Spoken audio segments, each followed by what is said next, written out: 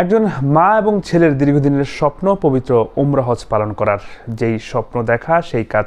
অনেক কাঠখড় পুড়িয়ে তারা বিভিন্নভাবে উমরার পাসপোর্ট ভিসা তারা তৈরি করে এবং তাদের যাওয়ার দিনটিও কিন্তু নির্ধারিত হয়। তবে ভাগ্যের কি নির্মম পরিহাস, ট্রেন থেকে তাদের ব্যাগের মধ্য থেকে ওই উমরার পাসপোর্ট টিকিটটি ছিনতাই করে নিয়ে যায় কয়েকজন ছিনতাইকারী। তবে আসার কথা হলো, উমরার ভিসা থাকায় ট্রেন থেকে ছিনতাই হওয়া উমরা যাত্রী সেই মা ছেলের পাসপোর্ট এবং ভিসা ফেরত দিয়েছে ছিনতাইকারীরা।